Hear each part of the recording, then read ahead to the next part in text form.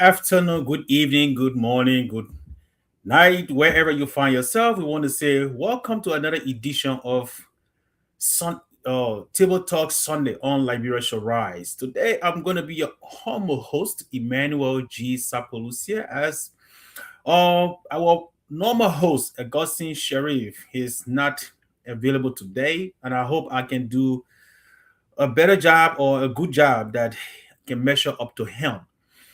Today on Table Talk, we're going to be discussing issues that are affecting Liberia. As usual on this platform, everything we discuss is to promote the positivity of Liberia. And we believe on this platform that Liberia shall rise. And if Liberia shall rise, every one of us should have a part to play.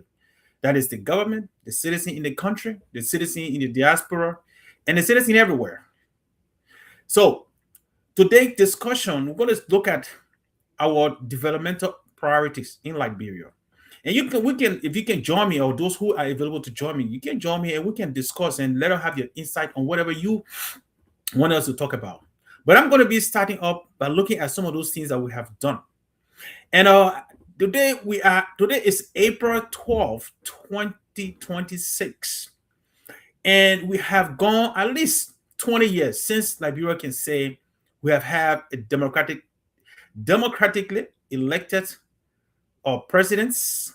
At least we have had three different presidents. One served two term, one served one, and we have one that is currently serving their first term. And we need to look at some of those things that have happened. What should have happened after the war? And this is just my take. I think as a country coming from war, as Liberia was or Liberia is, we had a lot of devastation that went on in our country, starting with our infrastructure, our human capacity. And as I was Emmanuel, as a child growing up, I didn't have a normal childhood in Liberia. So most of my childhood or my teenage life was in the war. Remember, the war started in 1989, December 24th. And it ended, or the ceasefire completely, I think around August or September 2003. And some of us, like me, spent the entire time of my life and spent all my life during the war, whether it was running to Bon County or living from Bon County, and or running from one part of Monrovia to the other just for safety. Now the question is, after 20 years, what have we done? What have been our developmental priorities in Liberia? What did we learn from the war, and where are we today?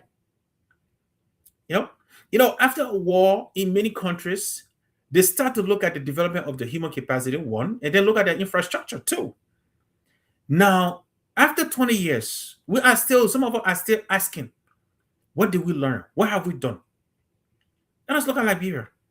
What can we look at today and say, look, after the war or before the war, this is what we had, and today this is what we have. I remember before the war, we had most of the time we had electricity in Monrovia and the immediate environment. We had electricity.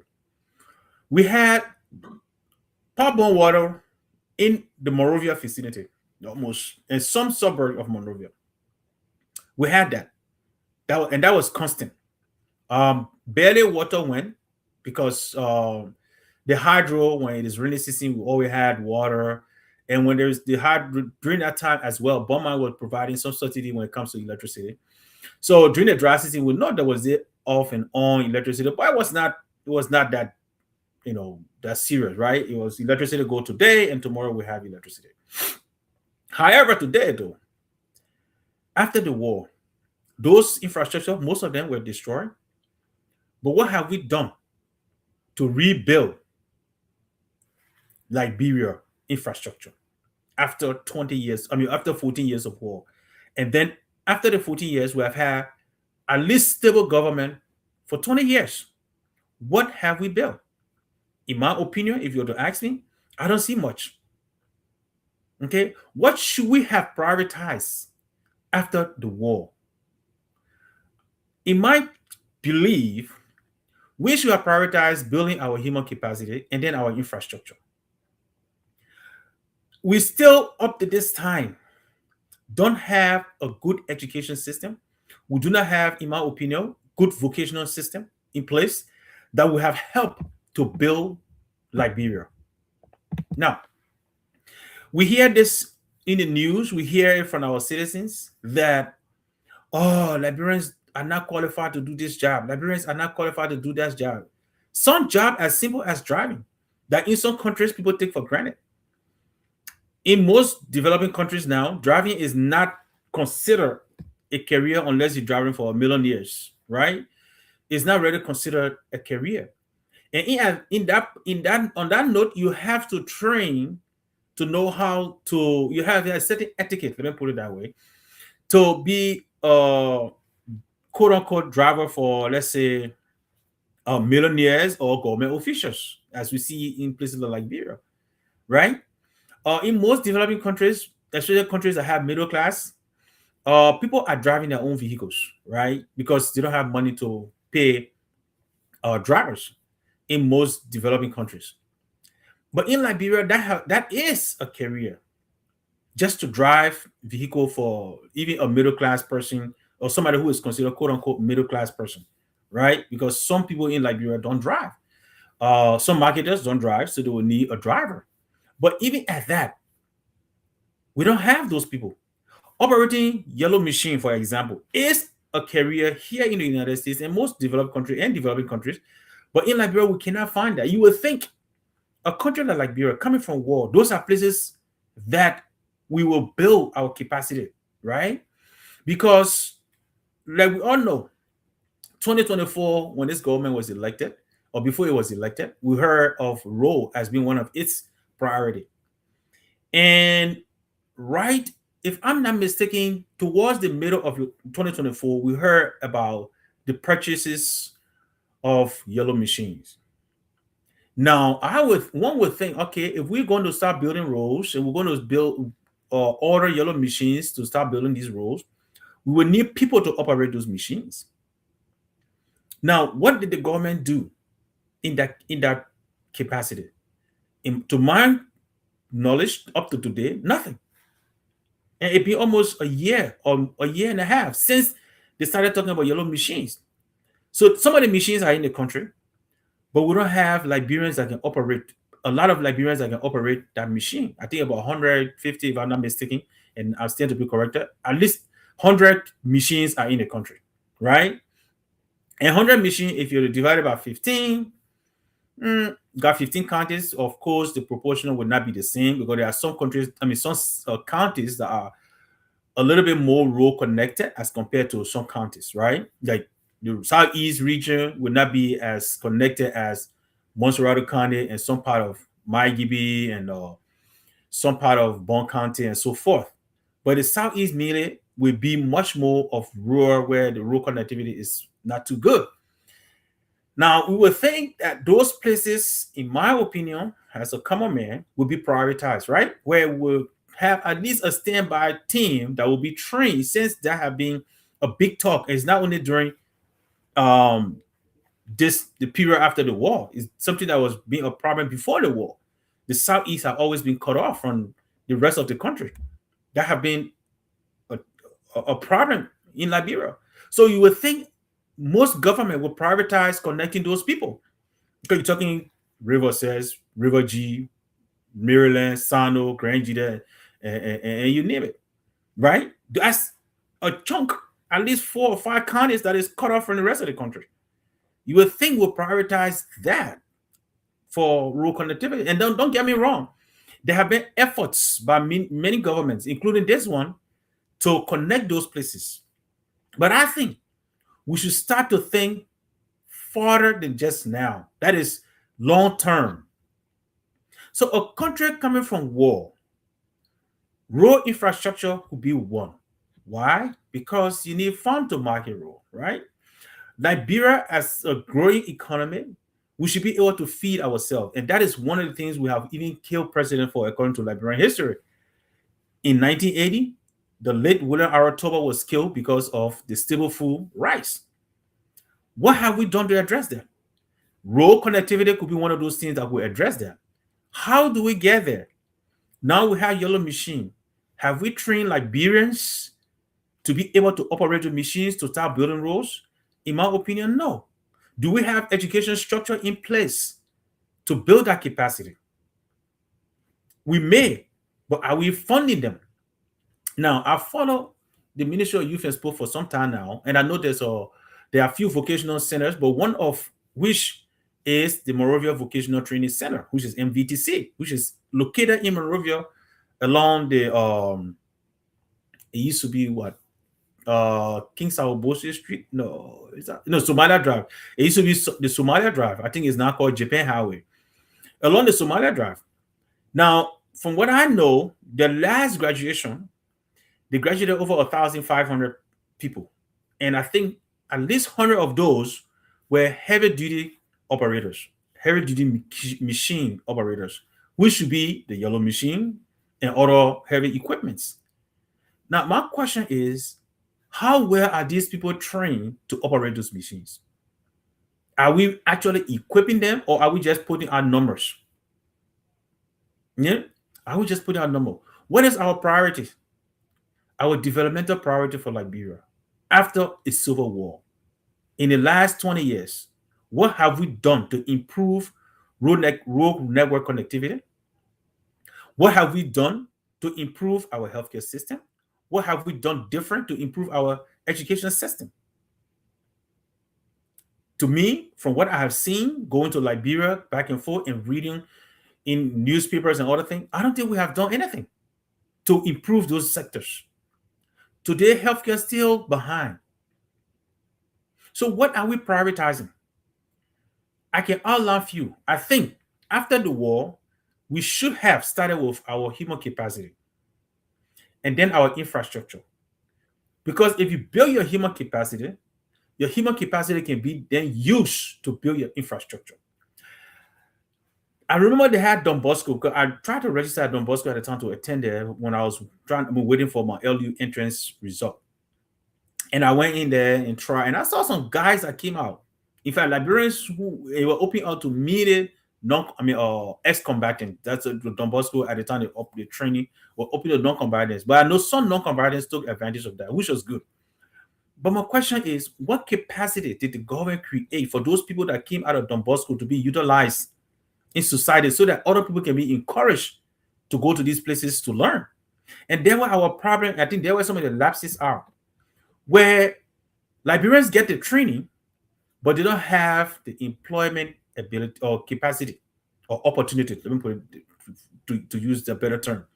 They do not have employment opportunities.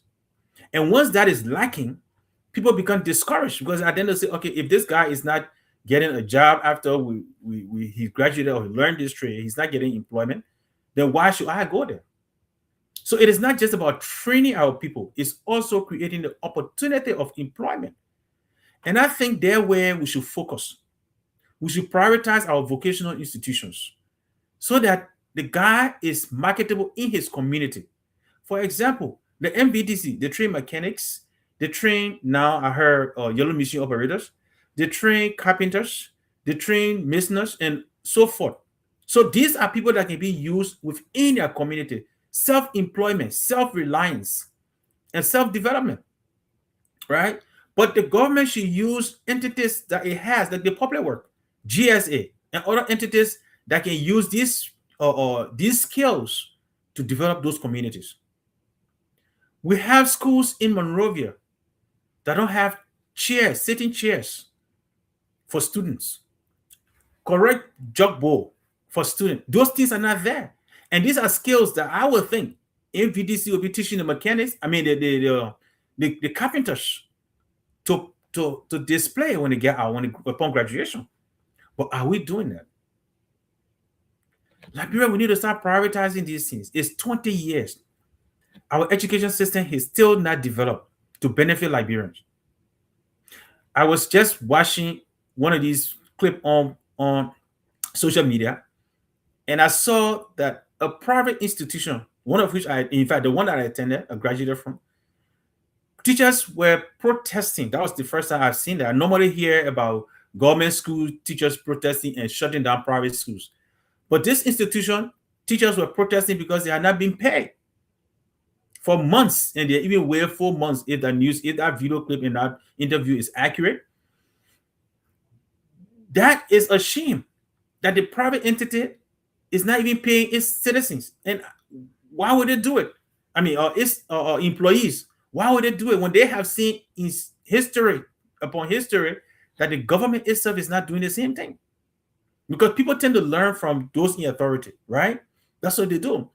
So I would think our Liberian government and the citizen as well will start to prioritize those things that benefit our community so that we can start development. After war, infrastructure development is important, education is important. Now, let us look at our education. In my opinion, the government has not prioritized education. In that, teachers are not paid well. They do not get other incentives besides the $150 they gave them. They do not get subsidies. And at the end of the day, the cost of living in the country cannot be afforded by the teachers. So why would I want to be a teacher?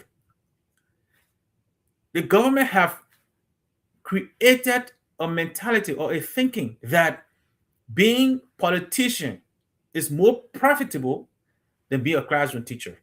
So at the end of the day, teachers or people are not attracted to the field. I think what the government needs to do now, going forward, is create an attractive environment for teachers, where instead of giving incentive to some people that are already making a lot of money, divert those resources to the classroom. Because the youngsters, our young citizens, are the future of the country. When they are educated and empowered, we can then have every other thing that we want to put in place: infrastructure development, accountability, law or enforcement of laws. Because when these people are equipped with the educational tools to make sound decisions, they will elect the right people into office. And they themselves will be inclined enough to know that their community need the services that the government can provide. But if they are not inclined or educated to that, or not well informed to that, they will not be able to provide those necessities for their communities. And there were the problem. There's one of our lapses. Infrastructure development or education development. We don't have it. We have not put that in place. So I think we need to start focusing on the education system, develop it. And it is not only the 12 years education, our vocational education, and it should be strategized around the community in which we find them. For example, if we build a vocational school in Bon County, Lofa County, Nima County, those places are known for feeding Liberia. That's how it used to be called before the war, the breadbasket of Liberia. So we should tailor our education system or vocational system in Bon County to agriculture, carpentry, masonry, and things like that, because those people can easily be marketable in that community, right? Teach them commercial farming, fisher or animal farming, and those kind of things, so that they can start from where they are. Their skills are more useful to where they are, right? Their skills are more useful to where they are. Now, if we're to build similar thing in the southeast, where we mostly hear about timber, mining, and other stuff, the same thing will happen. We tailor that to mining, okay, or forestry development, not just extracting, but also reforestation. Because that's one of the things we're doing in Liberia. We're cutting down more trees than we are replanting. I remember back in the days, I think 1984, 85, between that time I was little, Doe has this thing that he said, when you cut, I think he said when you cut one tree, you should either plant 2 or 3 trees so that we can replenish. And that's when they started planting those trees that we see in Monrovia, in Broad Street, the center of Broad Street. He planted trees. I remember there was a drive for that, just to encourage Liberians to do reforestation instead of just deforestation. Okay, that is something we can apply. So you tailor our vocational school and most of our education system based on region, how it can benefit the region. I don't think it is fair to the Liberian people to tailor our education system to benefit just Monrovia. Because in my opinion, that's how it's tailored. And in fact, sometimes it is not even tailored to benefit Liberia. It's mostly tailored to benefit the West. My secondary education was in Liberia. We learned physics, chemistry, geography, and all that stuff. And the learning of geography was not just limited to Liberia, but we learned all these world geography. What did I do with it? Nothing besides knowledge. But it's not useful to me. It's not useful to Liberia. We learned all the international history. What did that do for us? Nothing. It was not applicable to Liberia. It did not benefit my community. Besides me sounding or trying to sound smart, that I know this formula and all that stuff. So this is where Liberia needs to change the way of thinking. The way of our education system should be changed. Let's take, for example, if we use our traditional school we used to have before government was established in Liberia. The traditional schools taught people community-based education. That is, if you were in, let me use my hometown, Baila, as a reference point.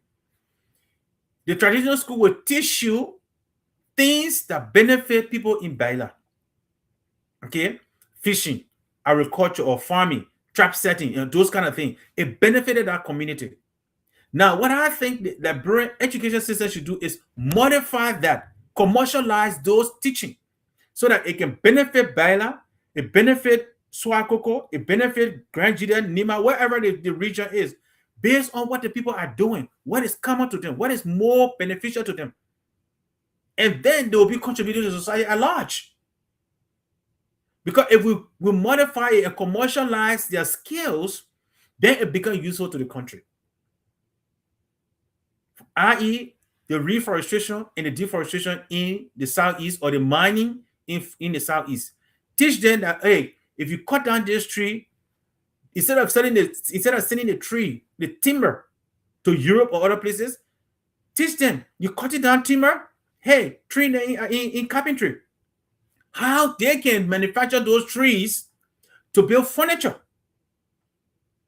That furniture will be used not only in Grand Gideon or wherever, but that furniture can also be used to supply offices in Monrovia and government institutions and private institutions. The school system. So that timber, since you have trained that man in a vocational school to tailor it to benefit Grand Gideon or Maryland or Sano based on where you are, that manufacture of timber now have been turned into a finished product that can be used either in Liberia and eventually exported out of the country, finished product, which add value to Grand Gideon, to Maryland, or whatever it is in that region. Look at Sano and Maryland. They are on the seacoast. What is there? Fishery. Tailor a vocational school that will specialize just on fishery because that's what the people do. They go to fishing. How they can start making canned fish, how they can do soft fish, how they can do different kind of fish, or how they can get different kind of products from fish. That adds value to Sano County, Maryland, since they're on the seacoast. Because it's then the sons of Maryland, the sons of Grand Gideon, or Sano County, that's their specialty. Liberia. It may seem hard, but it's not that hard. We are making it complex. Let us start thinking about ways that we can now manufacture things in our country using those basic things. But we got all these ministries, but not functioning in the way they're supposed to function, in my opinion. We are not adding values to what we have. If we empower our local people, they don't have to be dependent on government. Government will have less. They may not even worry about what government is doing. You could be stealing all the resources, they may not even care. The fact that they are in power and they can do it for themselves without asking government for this and that, they wouldn't care. But again, because we are not empowering our nation, we are not empowering our people, it makes it difficult for our country to develop. That's just education. Look at healthcare.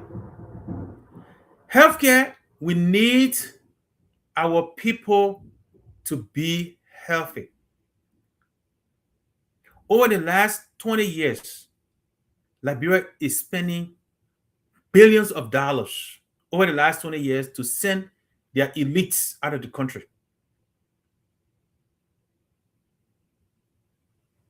Elites out of the country to do what? Medical tourism.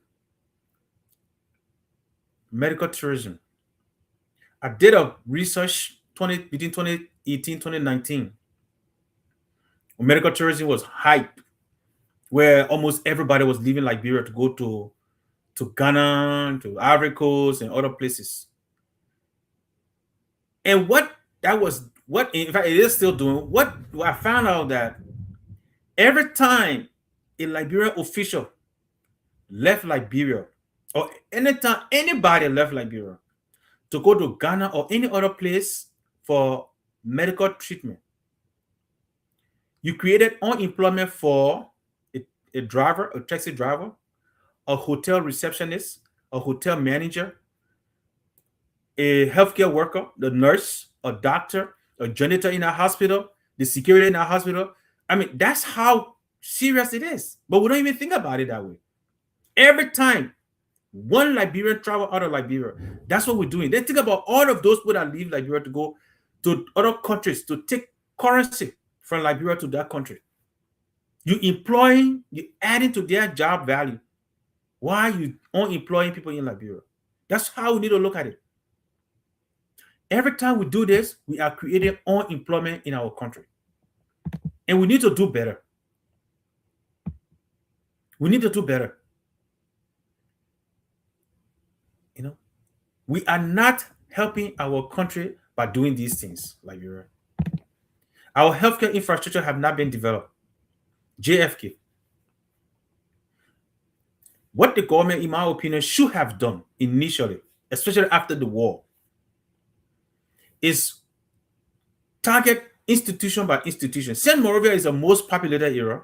Start with JFK Redemption, because those are the two main hospitals in the Moravia vicinity.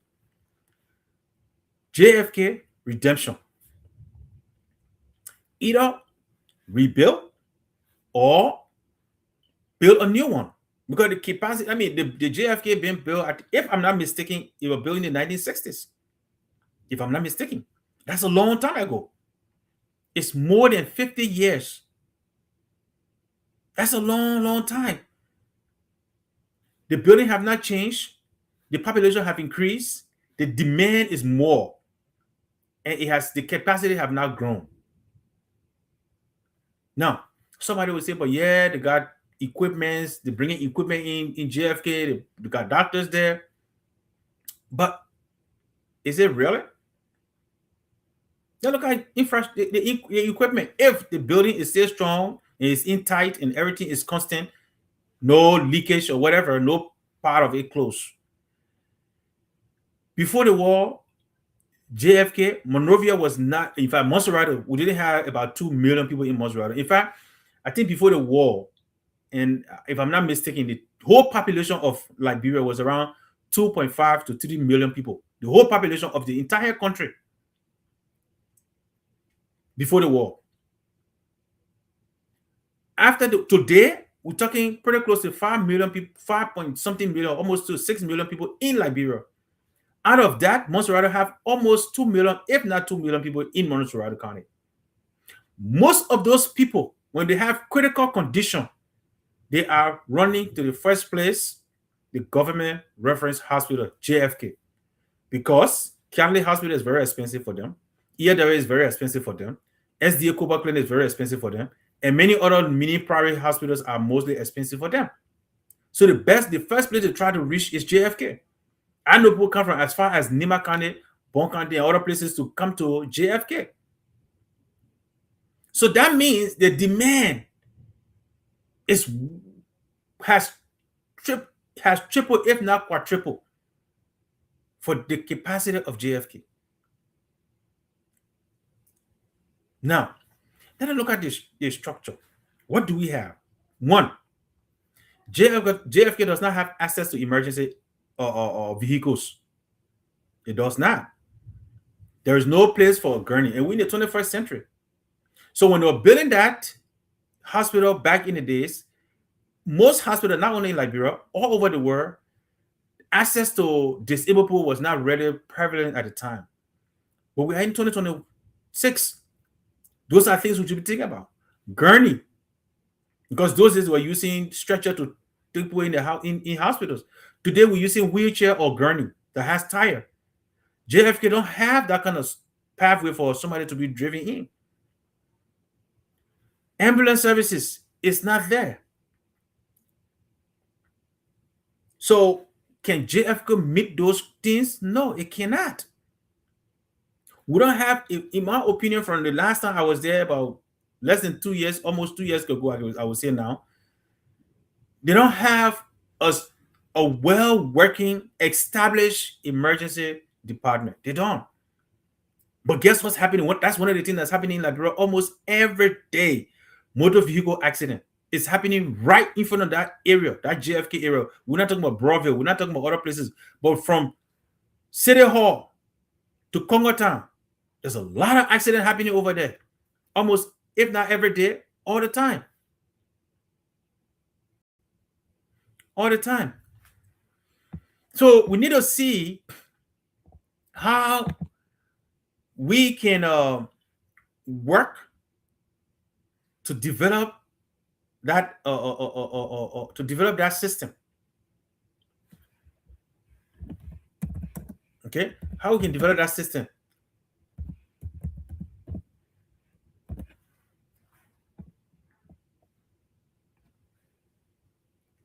So we have to develop the healthcare sector as an entity. Now, what are some of the things we can do to develop the healthcare sector?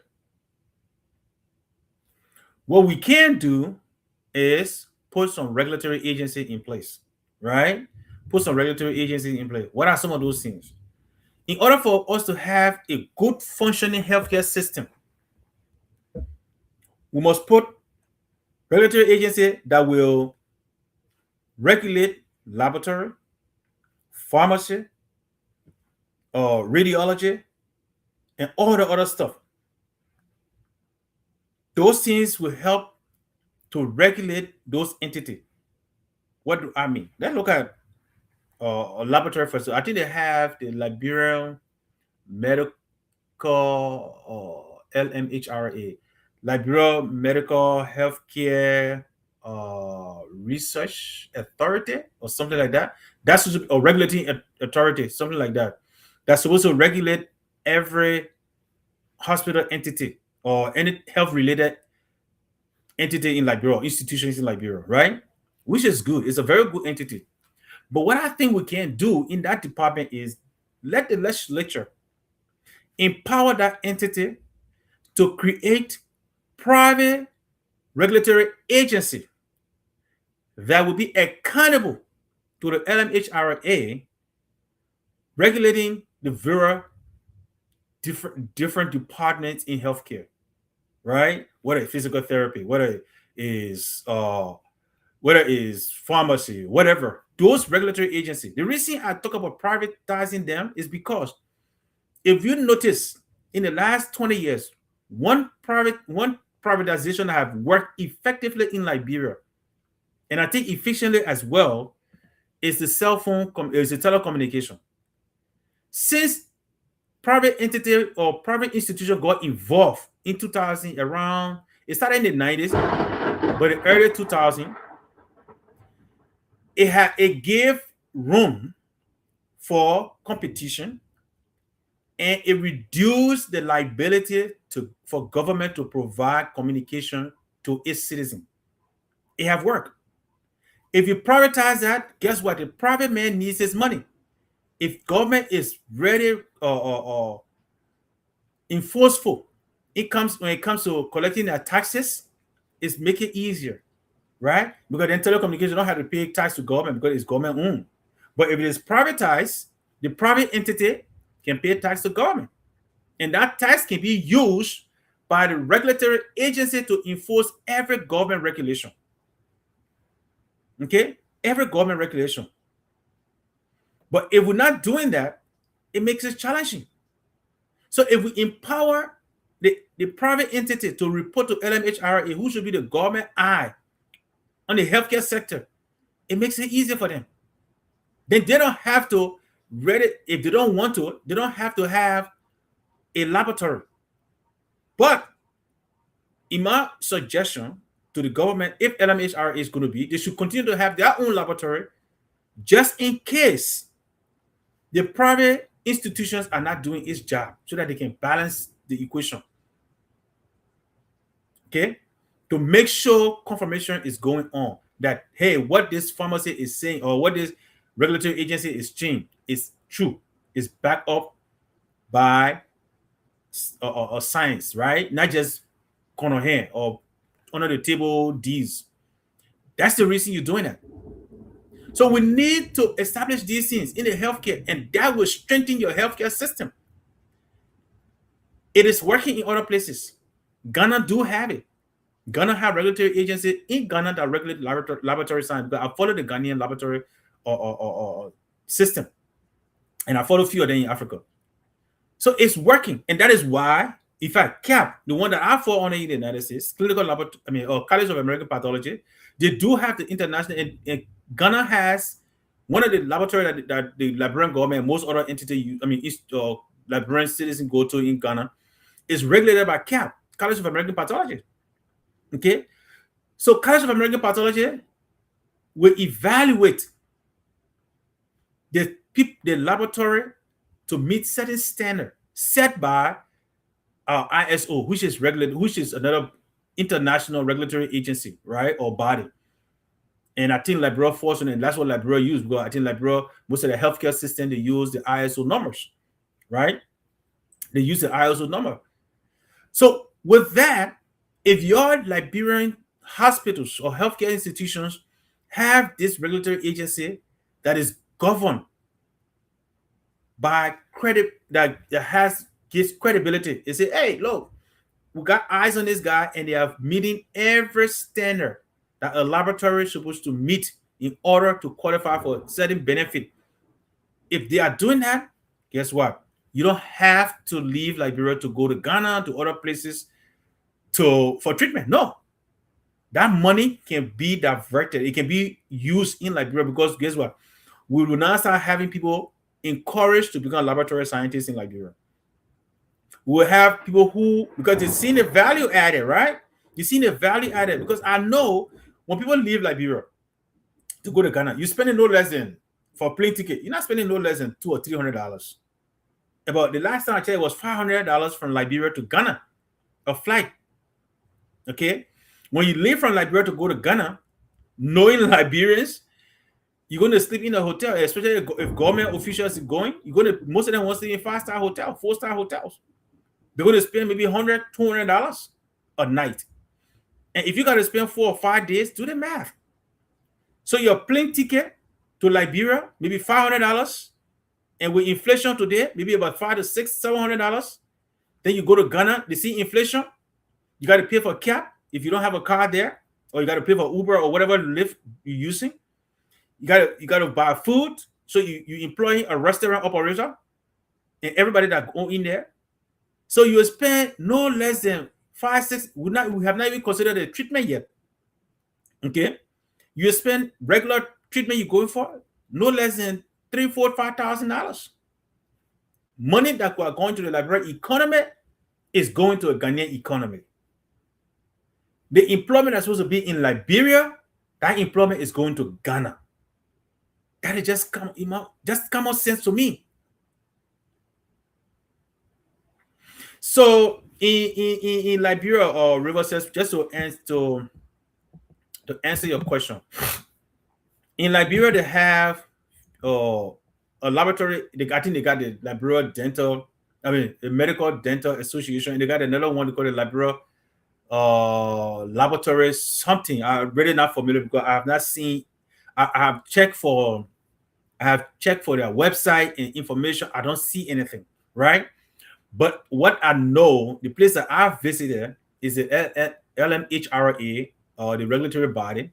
I visited that and I asked and I talked to some of their directors. I talked to even their overall boss at the time, and recommended what I'm telling you today, that what they should be asking for, that what they should serve as. Now, in Liberia, I don't know whether it's being even been regulated, because I will be frank with you. I visited I visited a few laboratories, including I'm not going to name names, but I visited a lot of laboratories in Liberia. And based on the criteria that I know for CAP, the criteria that my laboratory that I operate here meets, the only one facility that I visited that can meet up to 70% of that criteria. 70%, right? The reason I say 70% because they had somewhat 70% good SOP, standard operating procedure, in their lab. Their temperature logs were monitored. Uh, Most of their devices, uh, where I had the problem is with their calibration. Okay, because when I asked, they said they can take their machines from the lab to carry outside of the lab for calibration. And if you do take a machine from the lab and carry it outside for calibration, once you take it out, in fact, from what I know from laboratory standard here, and I think it applies everywhere, it's not unique to America. Once you take your machine from the lab or you unplug it for a certain number of time, when you bring it back into use, you have to do calibration again. So when I met a few of them, those are the point I made to them. I said, look, once you take your machine, you unplug it, you take it to, let's say, you take it from Douala, let me put it that way, from Douala to Freeport for calibration. Once you took that machine from where it's sitting and you took it to another place to calibrate, once you bring it back, you're supposed to calibrate it again, because you drove it in the vehicle, it could have shook, something could have happened to it, so you had to calibrate it. So the fact that you're taking your machine out to go and calibrate it, bring it back, that is a red flag. You're not supposed to happen. So based on those things, I know almost, and I can almost say for a fact that if there is a laboratory regulatory agency in Liberia, they're not doing what they're supposed to be doing. That's the best way I can put it. Just from that point. In fact, almost besides that one laboratory, and when I and let me put it out there. I did not visit private laboratory institution in Liberia. Everywhere I have visited are all public government owned. So maybe the private entities got different way. I have not had the opportunity to visit them, and my next, I'm trying to do the same, to visit the various ones that they talk about, they highly talk about. I want to see what they have, and maybe see how we can connect those bridges to help our healthcare system, especially for the public. I'm really interested in the health in the public, because from what I know, most of the private owned entities in Liberia are not owned by Liberians. And I'm not discouraging the foreigners from coming in, but I feel that most of the time, if it is like that, sometimes those people that are owning these institution may not be served by the very institution they own, and that is my concern. Okay, that way it concerns me. It concerns me that a man has a restaurant, or a man is inviting me to his home. He cook a nice, delicious food, but then he tells me he can't eat the food, but I should eat it. Then I see it as a big red flag. So the same thing should apply to healthcare. If you are a doctor in a hospital, you're working in a hospital, if you can't receive treatment in a hospital because you think it's not qualified, then you should not be providing that service to other people. That's how I see it. And it is a fact that most of the people that work in these major hospitals, that are the big people, not the small ones, the big people, where it's the Minister of Health, I can almost guarantee you the Minister of Health do not seek medical treatment at JFK. I can almost guarantee that. Okay? I would not even be surprised if the CEO of JFK don't receive medical treatment at JFK. I would not be surprised. So if that is the case, that's a problem. That is a problem. That is the referral hospital of Liberia. The president don't receive treatment there. The citizen, the elites don't receive treatment there. That's a problem. I'm not talking about the private man using his private money to go wherever he wants to go for treatment. No, I'm talking about people who are being paid by taxpayer money.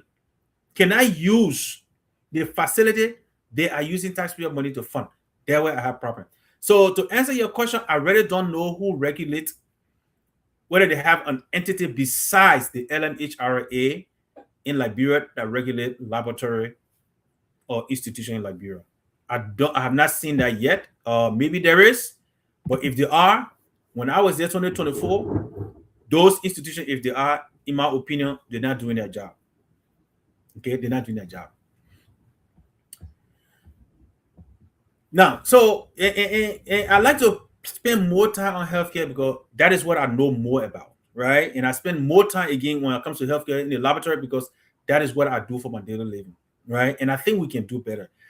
And now, don't get me wrong, the doctors that are working in those places, they are making huge sacrifices. They are working hard. They are doing their best that they can because I can imagine what they are going through. They're working with what they have. So I give kudos to them. To be fair, I give kudos to them because some of these people work under the hardest condition, the most difficult condition. Sometimes they're working and electricity go off, the power go off, and they have to use their cell phone to do their job. That is an enormous pressure to be under. Enormous pressure to have somebody's life in your hand. Then you use a cell phone to treat that patient.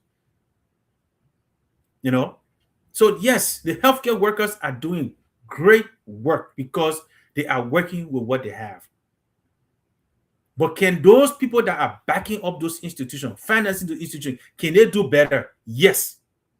There are a lot of room for opportunity to grow. And I think we can do it. And most of the time people say, oh, no money, no money.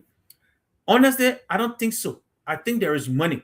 We're just not using the money in the right way. Because it doesn't make sense to me that 100 people or 103 people will be taking $65 million from a country budget just for their salary and benefit. When you got 5 point some more million people suffering, that doesn't add up to me. In Monrovia alone, or Monserrate alone, more than 1 million people, I can almost estimate more than 1 million people rely on JFK. More than 1 million people rely on JFK. JFK don't get $40 million a year for their budget. They don't. More than 1 million people depend, in my own calculation, more than 1 million people in Monrovia area or Monserrate area, in Monserrate, rely on JFK for treatment, for care, and everything. But JFK budget does not reach $46 million. But you got one little group of people getting $46 million, $65 million of the Liberian budget. Tell me, my people, what the logic in that? And it's not just alone. Look at your Liberian national budget every year. Liberia, that's their duty. The finance ministry does good job on that. And I've been following this since, I think, 2009, 2010. I've been following the Liberian budget, the finance every year. And every year, what I do, I don't look at the projected budget to determine what is going on. No. So right now, the budget that I look at now is the budget from the previous year, because that is what the government have already realized, right? They have already realized that budget. They have already made use of that budget. So the current budget, the 1.2 billion, next year, the next fiscal year is what I'm going to start looking at, the 1.2 billion. That's how I review my budget. I don't look at the current budget. I look at the previous budget to know what the government did with that money. For me, that's how I review the Liberian budget. I know people get hyped up when they see the budget come up, and that's why it becomes a talking point on the major platforms. They want to discuss the current budget. No, to me, that is not what I do. I look at the previous budget because that have already been used. Okay, when you look at that, then you know what was used, what the government projected, what they realized, and what they used. That is how I look at the budget. So that's what Liberians need to do. And the Ministry of Finance, to be frank, I can give them credit for that. Those information are almost always available on the Ministry of Finance website. And it is your responsibility, Liberians, to go in there and you will see those documents. Review it for yourself. Take your time.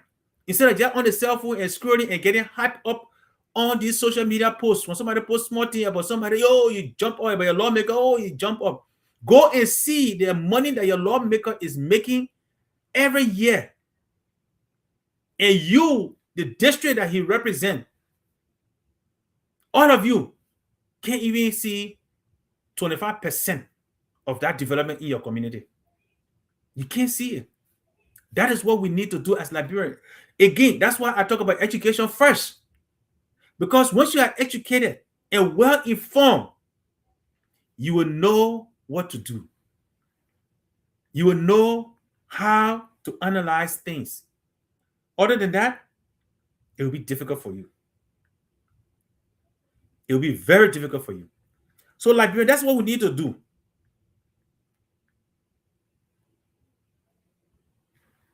That is what we need to. We need to start looking at look at those every year. So this year, go back and look at the 2024-2025 budget. Go and look at that and see what the government realized. See how much your lawmakers receive. See how much the Ministry of State for Presidential receive. See how much the Finance Ministry receive. See how much Education Ministry receive. See how much JFK receive. And once you start doing that, then you will understand where your country is and how you think those resources should be used. Then you start making informed decisions. Anything outside of that, you're just following political rhetorics. That's what you're doing. And you don't have to be a sedition to evaluate your budget. No, you don't have to be or to oppose or agree with the budget. You don't have to be a unity party man to agree or oppose the budget. Do it for Liberia. Do it for Liberia. I always stress this point. Every president will go. Every ruling political party will go. But one common denominator, Liberia will always remain. So instead of fighting to develop your political party because they're leading or defending them, try to change that around and start defending the Constitution and Liberia as a country. Now, our discussion today is our developmental priorities. I talk about education, number one. I talk about infrastructure. I only kind of push healthcare ahead because I thought it was very significant. A country after war, one of the problems or one of the things you will develop is your security. Security should have been number one, especially where we heard, if I'm not mistaken, I could be wrong on this one, but I think 1989, I think they said a group of 11 men, if I'm not mistaken. I could be wrong. 1989, I think they said they called and said the special forces of the NPFL at the time. I think there were 11 men. 11 men started a war that conquered the entire Liberia. It didn't call it just a segment. No. It covered the entire landscape of Liberia in less than 8 months. In less than 8 months, a whole country was covered by a war that was started by 11 men. And I could be wrong on that number, but I think I could be wrong. But it was not equal up to 20. Even if it was 20, it's still a small number to infiltrate to start a revolution and engulf a whole country. It's still a small number. Yeah, sure. I know, yes, health education is not ready or it haven't discussed much. And I brought this topic also that in the next few weeks, we can start tackling one by one some of these things. And again, thank you for saying that. I like that thought, because obesity, people, when you get big in Liberia, the people say the men are rich men, but they're killing themselves. And I don't know, I'm a veteran of that criticism, but I know I'm not. Every time I go to Liberia, I got one or two people who ask me where I came from America. They say, "Oh, your friend they're looking healthy." I say, "Well, I don't know what you define healthy to be, but because I'm not fat, my gut not growing, they say I'm not healthy. I'm not from America." So that's another thing that we need to educate ourselves on, right? Because those overweight people who suffer from obesity, when they die from stroke or heart attack, then the people say, "Oh, that witchcraft, but it is really not witchcraft, right? But those are topics that we'll be discussing gradually as time goes by. Yeah, but thank you for bringing that point out, right? But yeah, so our security in a country where we're talking about 6 million people today, our security, I don't know how much, I don't know the strength of the military, and I'm not here to pronounce the strength of the military. But as far as I'm concerned, I think yesterday or day before yesterday, I saw a social media video of a guy at the Guinean Liberian border still showing that the Guinean military are still on Liberian soil. The Guinean military are still on Liberian soil. If what he's saying, you're showing the town or that bordering town, Solomon, or they call it, that the place he said, according to him, I guess he lived in that area, that on a given day, that place is a busy area and the population should be around 3,000. That's his estimate. If it is true, it should be around 3,000. But when he was showing that video, I could bet I didn't even see anybody. I think almost a 15 to 20-minute video long.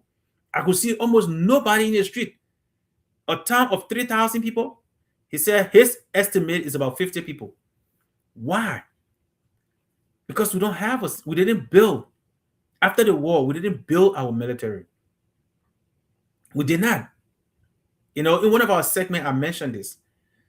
I said, look, why it is true, we rely on the West sometimes for some of these things, but sometimes we are turning to the wrong place.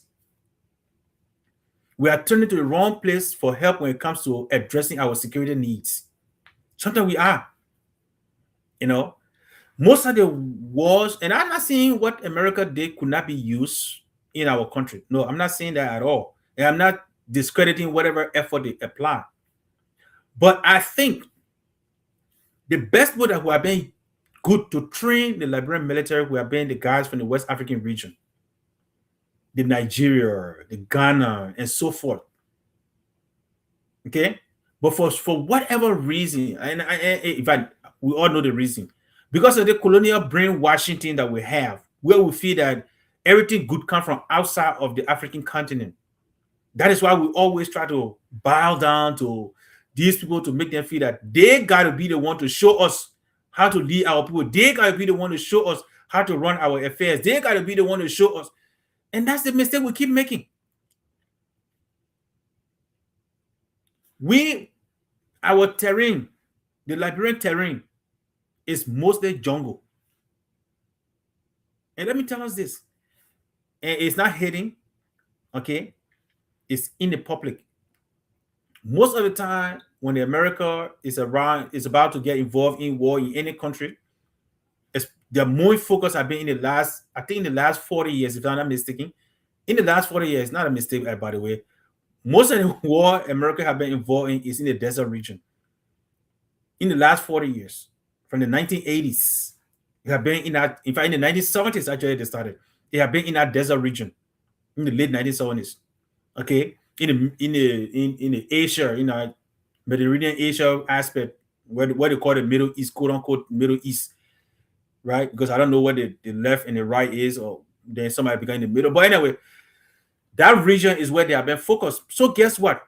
All their training, most of their training, 90, if I'm not mistaken, at least 90% of their military training is focused focused on how they can navigate those regions when it comes to military force capacity.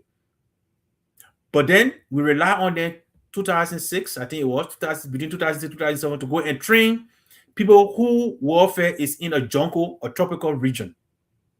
They don't add up. Again, that resources could have been used better. I think that resources could have been given to ECOWAS region to train the Liberian army, and they would have done a great job. I believe so. And just to let us know, Africans, let us know, it's not by chance. It's not by chance. It was intentional, in my opinion, that when they saw that ECOMO was about to bring lasting peace to Liberia, when they saw that, ECOMIL, I used to be called, ECOMIL was about to bring lasting peace to Liberia. They quickly changed the name to UNMIL so that they can get a credit to tell us that, oh, we cannot solve our own problem. They had to solve our problem. I still believe that it was the wrong move for the African continent to do, to allow themselves to fight a war, fight to maintain peace in the country from 1990 all the way to 2001, 2002, to change the name from ECOMIL to UNMIL so that the United Nations can get credit. I think that was the wrong move. I think that was the wrong move. That was not the right move. It was again to prove the Western superiority over us, but we did not pay attention to that. But I personally gave the credit to ECOMO, to ECOWAS, not UNMIL. UNMIL did not bring peace to Liberia. That is not true. You can say whatever you want to say. You can listen to whatever the Western media want to tell you. I was in Liberia. I'm not speaking from third hand or second hand. I was there. I live it. I experience it. They only started bringing them in, the Pakistanis and the other people in, later when they knew that the war was almost over, that Liberia, the African had already done the job. They only came out to get the credit. That's what I believe, and I will continue to believe that. Nobody's going to change my opinion on that. That was a discredit to our West African brothers, especially Nigeria, Ghana, Senegal, and others. That was a discredit to them, in my opinion. They did the hard work. They died in those jungles. They did. Not UNMIL. UNMIL did nothing but prolong our war. United Nations just prolonged our war for profit, in my opinion. I don't regret it. I don't regret saying that. But Africa needs to wake up and know that you can solve your own problem. Empower your people. Let us empower our people, and then we'll make it. Again, Liberians, and I'm sorry, Brother River says Pro. I know you wanted to come on, but for some reason, and I'm going to check the setting this week, work on the platform. Our IT man is out of town, so I'm just filling in, and I'll try to see how I can create a way so that I can add you as a guest. I will send you the link, but I did not see you come across. That's why I couldn't make it. But I will try to get in touch with our IT guy so that maybe, hopefully, next week or so, you can join us. Or anytime in the future, whenever you're available, you can join us. But thank you for your contribution in the back. It was great to have you on. And please, you guys, those are out there that are listening, please share our videos. And if Liberia shall rise, we all have to work and we all have to contribute. Again, our discussion today was the developmental priority for Liberia. What is your take? My take was we should, one, improve our education system, and we should localize our education mentality or strategy. That is, it should be by the needs of the community. Look at Grandjida. If timber mining is the priority, train the locals and let them commercialize that sector. If it is Sano or Maryland, say most of them is fishing, let them commercialize that. Train the people in that way so that we can give value. If it is Bon Nima or and Lofa, saying they used to be called the breadbasket of Liberia, agriculture, animal farming, whatever they can do, train them so that they can commercialize and add value to it. And all the other places, whatever they have in that region, let it be specific. Like right now, we're looking at Cape Mount. It's becoming a tourist attraction for surfing and other stuff. Industrialize that tourism, use tourism as one to attract people in that area. It's a historical landmark. Train the citizens how to sell that, how to sell tourism. You are empowering and selling and valuing. Let them use the ecosystem as a means of survival. But you empower your citizen. And then if most rather is where you're going to sell politics, sell your politics. Let them fight all their politics. But empower the other regions so that they can utilize the resources they have. Let it be commercialized so that they can be empowered to develop those communities. They don't won't have to rely on government to go and build roads. They won't have to rely on government to go and build hospitals. They won't have to rely on government to even improve their education sector. No, because you have already empowered the citizens, and they themselves will start taking the bull by the horn and carry on. That was number one, education. Number two, I talk about infrastructure. And I emphasize the healthcare sector because I think when the citizens are healthy, they can do better. But that is not the only infrastructure area that needs to be developed. And I said the government is doing well on road, but the maintenance of the road, we talk about yellow machine. Are the people trained? Are the people trained? The Liberians, the yellow machine, we heard about it for a year and a half before it came into the country.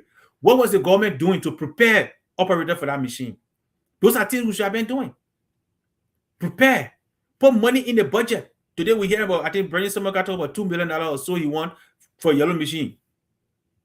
Isn't that something that should have been captured in the budget from last year? You know? But that's what we should be thinking about. And then last but not least, one of the critical area is our military.